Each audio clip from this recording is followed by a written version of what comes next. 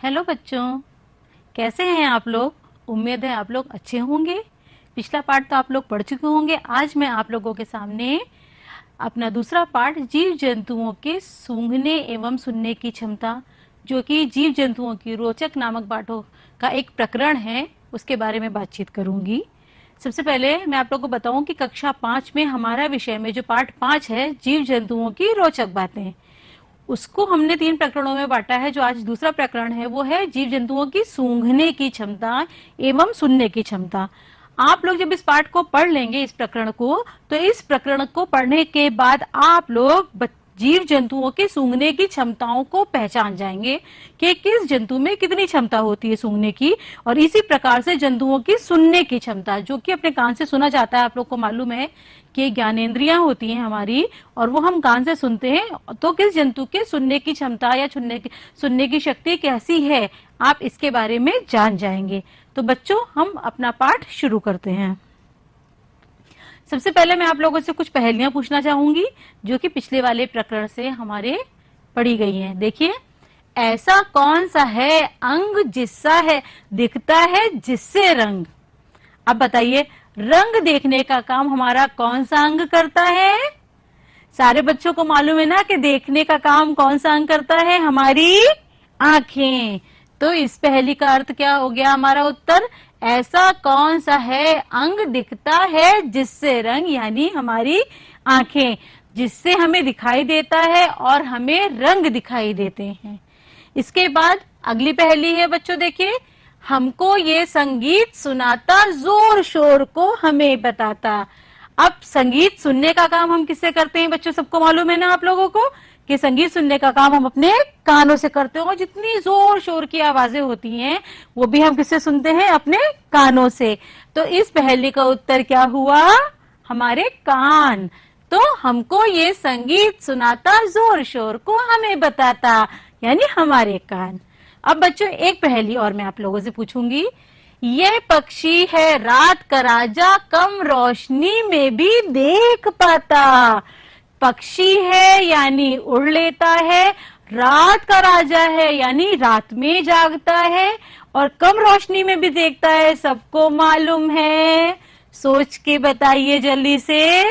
कौवा तो दिन में देखता है, गौरैया भी दिन में देखती है, बगुला भी दिन में देखता है, तो रात को कौन सा पक्षी बोलता है, सबको मालूम है, उल्लू।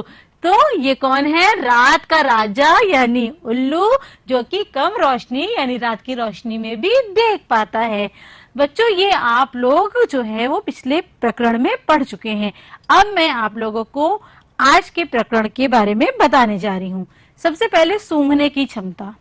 हम जानते हैं कि हम अच्छी गंध या बुरी गंध या विभिन्न प्रकार की गंध, जैसे खाना जलने की गंध, किसी चीज के सड़ जाने की गंध, खाना बन रहा है तो उससे उठती हुई अच्छी खुशबू, अगरबत्ती अगर हमने जला दी है तो उसकी जो गंध होती है, अगर हमने परफ्यूम लगाया है तो उसकी गंध अलग होती है, या हमारे आसपास कोई जानवर आ गया है तो उसकी गंध अलग होती है।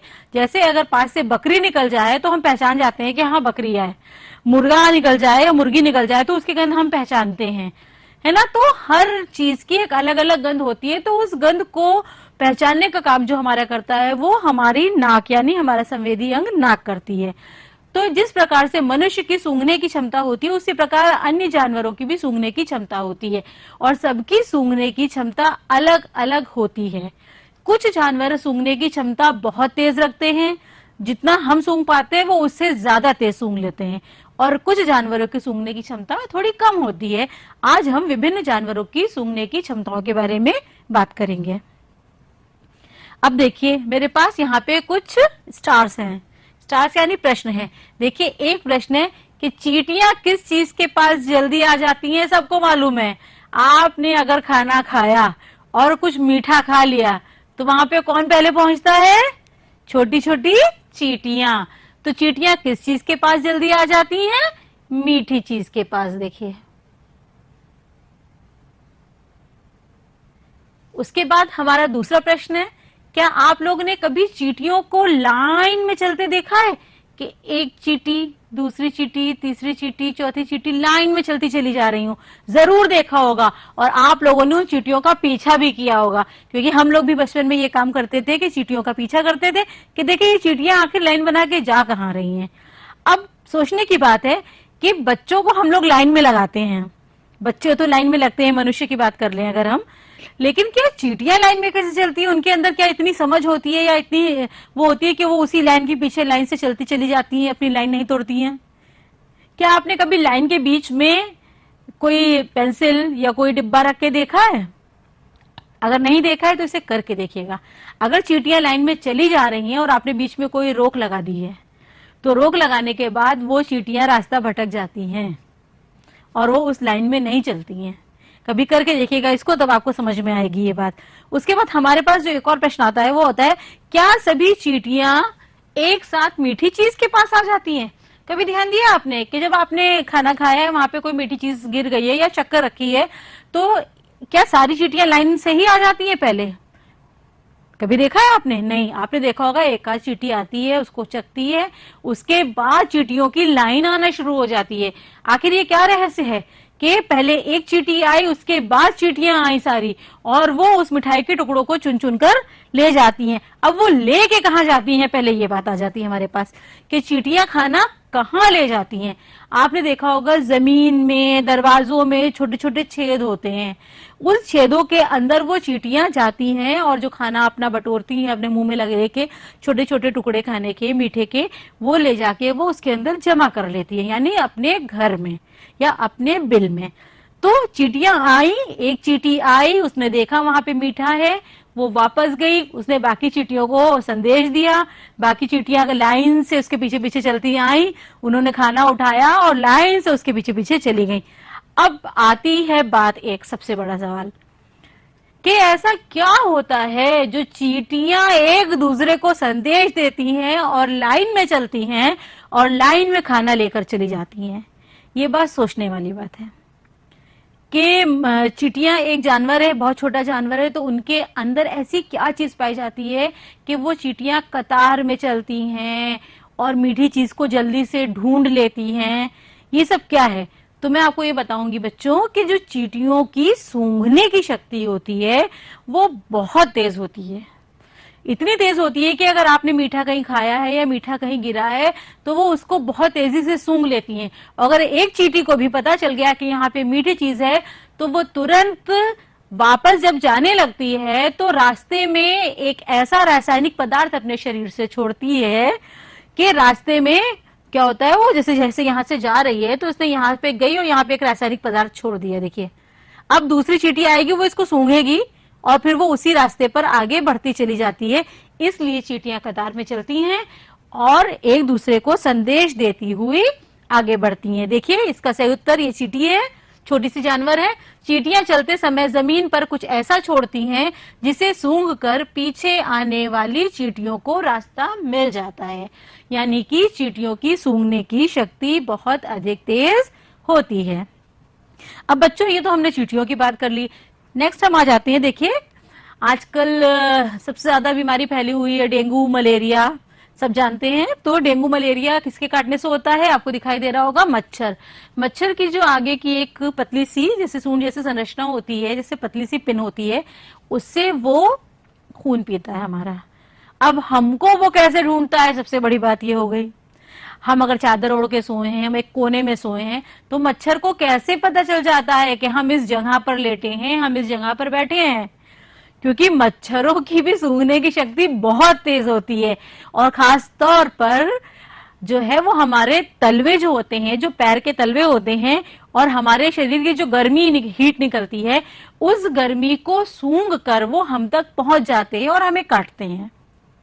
आपने ध्यान दिया होगा जो हम लोग ओडोमास लगाते हैं या कोई ऐसी चीज लगाते हैं जिससे मच्छर रिपेलेंट यानी मॉस्किटो रिपेलेंट होता है, जो मच्छर भगाने के लिए लगाया जाता है, अगर हम उसको अपने पैरों में और इतने इतने हाथों में लगा लेते हैं तो मच्छरों से काफी हद तक बचाव हो जाता है, क्योंकि उन तक हमारे तलवों की गंध नहीं पहुंच पाती है, वो उस गंध में ही भटक जाते हैं जो हमने अपने तलवों में या पैरों में लगाई होती है, क्योंकि उसकी एक अलग खुशबू होती है।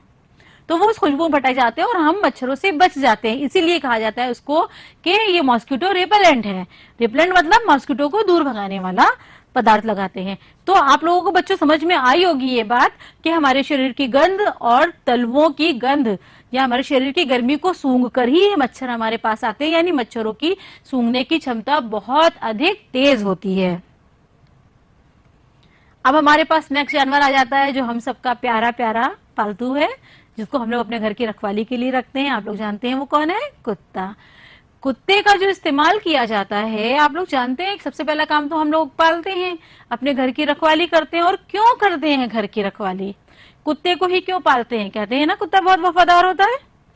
कुत्ते को इसलिए पालते हैं क्योंकि कुत्ते की सूंघने की शक्ति बहुत ज्यादा तेज होती है। अगर हमारे घर के आसपास कोई अजनबी इंसान, क्योंकि सबके शरीर से एक विशेष प्रकार की गंध निकलती है, हमारे शरीर की गंध अलग होगी, आपके शरीर की गंध अलग होगी, आपके मम्मी पापा के शरीर की गंध अलग होगी, आपके भाइयों की अलग होगी। तो हर एक के शरीर की एक विशेष गंध होती है जिसे शायद हम ना पहचान पाए, लेकिन जो कुत्ता होता है उसकी सूंघने की शक्ति बहुत अधिक तेज होती है। कम से कम तो वो उस गंध को पहचानता है और ये पहचान जाता है कि जो इधर आने वाला व्यक्ति है वो कोई हमारे घर का मेंबर है, हमारा जाना पहचाना व्यक्ति है या कोई अजनबी है। जब वो अजनबी को देखता है तो वो उसके ऊपर भौंकने लगता है और काफी दूरी से ही वो उस खुशबू को सूंघ लेता है। तो किसी चोर के या किसी और अजनबी के दूर से आने पर ही वो भौंकना शुरू कर देता है, पास आने से पहले अलर्ट कर देता है। तो व्यक्ति वो डर जाता है कि कुत्ता भौंक रहा है क्योंकि मैं इसको नहीं जानता हूं और ये अजनबी है। अब ये बात तो हो गई कुत्तों की अपने घर वालों को पहचानने की बात, क्योंकि वो खुशबू सूंघकर पहचानते हैं और खुशबू सूंघकर ही प्यार करते हैं, अपने घर वालों को दुम मिलाते हैं, चाटते हैं इस तरीके से।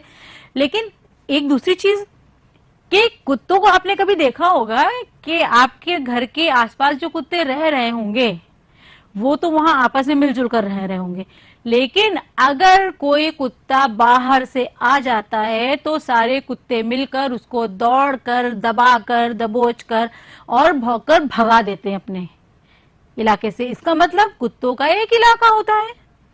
अब ये सोचिए कुत्तों का इलाका कैसे हुआ? वे कुत्ते इतने पढ़े लिखे तो है नहीं कि वो दूरी नाप कर जो है वो बना लेंगे कि हमारा इलाका इतने जो है स्क्वायर फीट का है और इसमें कोई दूसरा कुत्ता नहीं आएगा। लेकिन क्योंकि सबके पास अलग अलग सेंस ऑर्गन्स हैं और सेंस ऑर्गन्स की शक्ति भी सबके पास अलग अलग है, तो कुत्ते अपना इलाका बनाते हैं अपने मलमूत्र की सहायता से। आपने अक्सर कुत्तों को देखा होगा कि कुत्ते जहां पे गाड़ियां खड़ी होती हैं उसके टायरों पर जाकर बाथरूम कर देते हैं, अपना मूत्र छोड़ते हैं, या जितना इलाका उनका होता है वो उस जगह पर रखी हुई किसी न किसी चीज पर या दीवार पर जो है वो मूत्र कर देते हैं। तो उस मूत्र की जो गंध निकलती है वही पहचान होती है उस कुत्ते के इलाके की। यानी उसने इतने एरिया में अगर अपना मूत्र किया है तो ये उस कुत्ते का इलाका है, उसमें कोई दूसरा कुत्ता अलाउ नहीं है।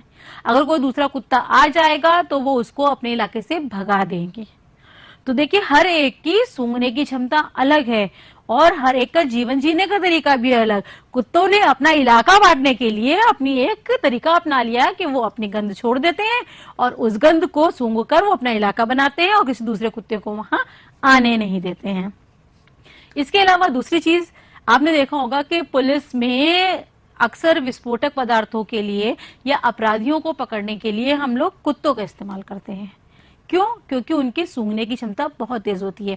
मान लीजिए कहीं पर कोई क्राइम हुआ, चोरी हुई, डाका हुआ या कोई और भी घटना हुई, तो अगर अपराधी का जूता, मोजा, कोई कपड़ा कुछ भी सूंघ मतलब वहां पे रह जाता है तो वो जो स्पेशल कुत्ते होते हैं जिनको ट्रेनिंग भी दी जाती है, हालांकि सारे कुत्ते नॉर्मल होते हैं लेकिन उनको स्पेशल ट्रेनिंग दी जाती है, उनको वो सूंघाया जाता है और फिर उस गंध को वो सूंघते सूंघते वो उस अपराधी तक पहुंच जाते हैं और उस अपराधी को पकड़ लेते हैं।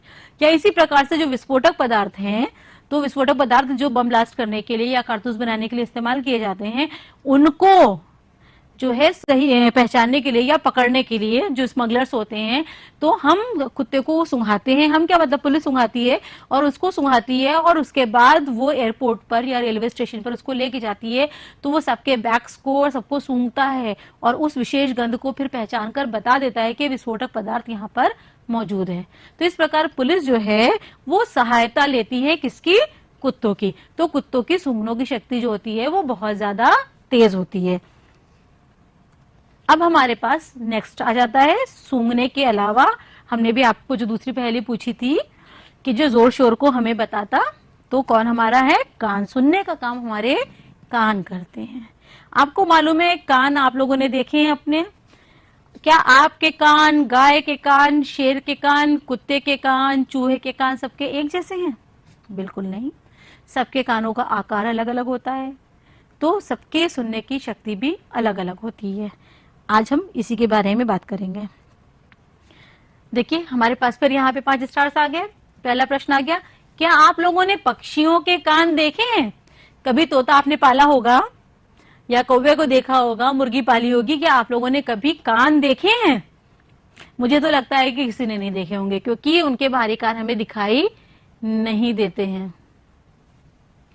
फिर नेक्स्ट आ जाता है किन जानवरों के कान हमें दिखाई देते हैं। अब हम इसकी बात कर रहे हैं कि किन जानवरों के कान। अच्छा, आपके घर में कुत्ता पला है, कुत्ते के कान दिखाई देते हैं।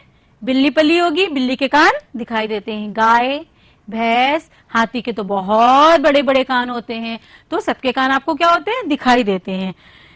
वो जानवर कौन से हैं जिनके कान हमारे कानों से बड़े होते हैं? सोचिए जरा सा। कुछ जानवर ऐसे होते हैं जिनके कान हमारे कानों से बड़े होते हैं। सबके दिमाग में पहला आ जाएगा हाथी, कि हाथी के कान हमारे कानों से बड़े होते हैं। घोड़े के कान भी हमारे कानों से बड़े होते हैं और गाय के कान भी हमारे कानों से बड़े होते हैं। अब हम बात करते हैं कि वो जानवर कि जिनके कान हमारे कानों से छोटे होते हैं। अब जरा सोचिए किस जानवर के कान हमारे कान से छोटे होंगे। हम लोग के घरों में बहुत आता है और अनाज का नुकसान करता है।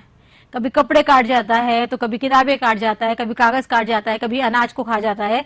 सबको मालूम है ना चूहा? तो चूहे के कान, और चूहों को मारने के लिए कौन आती है हमारे यहाँ? बिल्ली मौसी, यानी बिल्ली, जिसको बिल्ली मौसी से प्यार से कहते हैं। तो जो बिल्ली है वो, उसके कान भी हमारे कानों से छोटे होते हैं। अब हमारे पास एक प्रश्न ये आया, क्या हम जंतुओं के कानों के आकार और उनके सुनने की शक्ति में कोई संबंध होता है? कि जिसके कान बड़े हैं उसको ज्यादा सुनाई देगा, जिसके कान छोटे हैं उसको कम सुनाई देगा? बिल्कुल, उनके बीच में एक संबंध जरूर होता है। मैं आपको आगे बताऊंगी। पहले मैं ये डिस्कस करूंगी कि जंतु जिनके बाहरी कान नहीं होते। देखिए यहाँ पे चिड़िया आपको दिखाई दे रही है, तो जो चिड़ियाएं होती हैं यानी पक्षी होते हैं, उनके बाहरी कान एक छोटे छोटे छिद्र के समान, यानी बाहरी कान बाहर की तरफ नहीं निकले होते हैं, कान होते हैं लेकिन छोटे छोटे छिद्र की तरह होते हैं, जो कि उनके परों से ढके रहते हैं। ये हमारे पे होंगे कि पक्षियों के बाहरी कान छोटे छोटे छेद जैसे होते हैं, जो उनके पंखों से ढके रहते हैं, इसलिए हमें इनके बाहरी कान दिखाई नहीं देते हैं। नेक्स्ट हमारे पास, आपने सांप को देखा होगा। कभी क्या आपने सांप के कान देखे हैं? नहीं, क्योंकि सांप के बाहरी कान होते ही नहीं है। ये जमीन पर होने वाले कंपन को महसूस करता। आप लोग जो देखते हैं कि सपेरा बीन बजा रहा है ऐसे ऐसे करके और सांप ऐसे ऐसे ऐसे नाच रहा है, ये सिर्फ लोगों में फैला हुआ एक भ्रम है।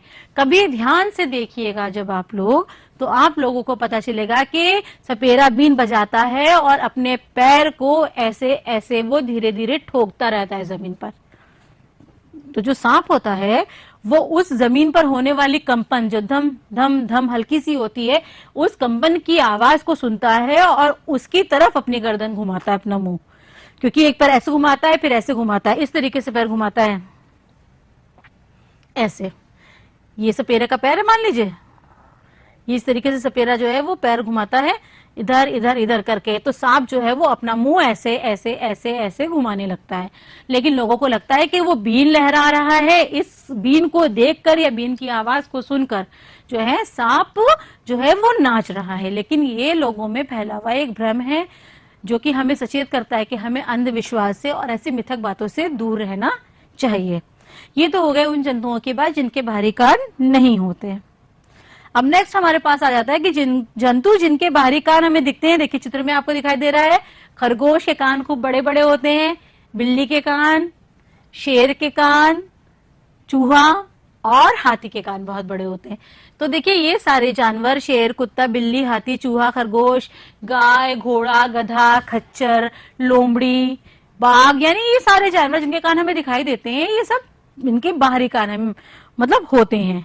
फिर आगे आ जाती है जंतु जिनके बाहरी कान हमारे कानों से छोटे होते हैं, जिससे हमने प्रश्न पूछा था आपसे, तो हमने बताया भी था उत्तर, चूहा और बिल्ली, जिसके कान हमारे कानों से छोटे होते हैं।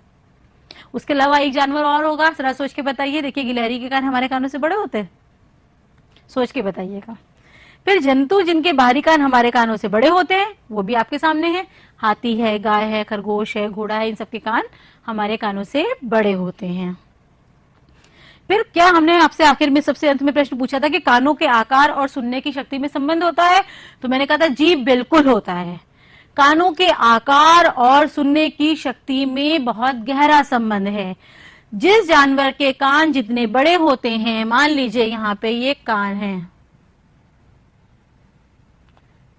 अब गाय है, समझ लीजिए गाय अपने कानों को मोड़ लेती है और मोड़ने के बाद वो ध्वनि को अंदर केंद्रित कर लेती है और आवाज को सुन लेती है। इसी प्रकार से वो जंतु जो अपने कानों को घुमा सकते हैं और घुमाकर ध्वनि तरंगों को केंद्रित कर लेते हैं, उनकी सुनने की क्षमता बहुत तेज होती है। कभी आप लोगों ने ध्यान से देखा होगा कि खरगोश को पकड़ने आप लोग चले होंगे लेकिन वो भाग गया होगा। बिल्ली का छोटा सा बच्चा भी होगा, लेकिन अगर आप उसको चुपके से धीरे धीरे पकड़ने जा रहे होंगे लेकिन वो आपके पहुंचने से पहले भाग जाएगा। यही चीज चूहों पर भी लागू होती है, क्योंकि ये अपने कानों को मोड़ सकते हैं। कानों को मोड़कर ध्वनि तरंगों को केंद्रित कर ले, इकट्ठा कर लेते हैं अपने कान के पास, जिससे इनकी सुनने की शक्ति तेज हो जाती है। इसीलिए हम ये कहते हैं कान बड़े होने से अधिक आवाज सुनाई देती है। जैसे खरगोश के कान ध्वनि की दिशा में घूम जाते हैं। आप लोगों ने कुत्तों पर भी ये ध्यान दिया होगा कि जब आप कुछ बोलते हैं तो कुत्तों के कान भी खड़े हो जाते हैं, गाय के कान भी खड़े हो जाते हैं और वो अपने उस तरफ केंद्रित कर लेते हैं कि जिस तरफ से आवाज आ रही होती है। नेक्स्ट हमारे पास आ जाता है एक और जानवर जिसे हम कहते हैं चमगादड़। चमगादड़ वैसे तो उड़ता है लेकिन ये पक्षी नहीं है, ये आप लोग को मालूम है। और लेकिन चमगादड़ के सुनने की शक्ति बहुत अधिक तेज होती है। अब वजह क्या है कि हम कहते हैं कि चमगादड़ को रात में ही निकलता है, दिन में नहीं निकलता है, क्योंकि वो दिन की रोशनी में ठीक से देख नहीं सकता है और रात में वो गुफाओं में, पेड़ों पर उल्टा लटका रहता है। अब वो सुनता कैसे है और शिकार कैसे करता है, ये सोचिए। तो सोचिए चमगादड़ की सुनने की शक्ति बहुत तेज होती है। वो पहले अपने मुंह से बहुत ऊंचे सुर वाली आवाज निकालता है। जब वो आवाज जिस जगह पर वो रहता है वो जगह जगह चीजों से टकराती है, तो टकराने के बाद क्या होती है, गूंज जाती है। जैसे आपने कभी खाली कमरे में अगर बोला होगा, कमरा बिल्कुल बड़ा सा खाली है और आप बोलिएगा, तो आपकी आवाज क्या होती है, गूंजती है। तो जब चमगादड़ ऊंचे सुर वाली आवाज निकालता है और जब वो आवाज निकालता है तो उसकी आवाज टकरा कर गूंजती है, तो उस गूंज को अपने कानों से सुनता है और अंधेरे में अपने भोजन की दूरी और दिशा का पता लगा लेता है। ये इसकी विशेषता होती है। ये अल्ट्रासोनिक साउंड्स निकालता है जो कि हमारे लिए सुनना आसान नहीं है, लेकिन चमगादड़ इसको सुन सकते हैं।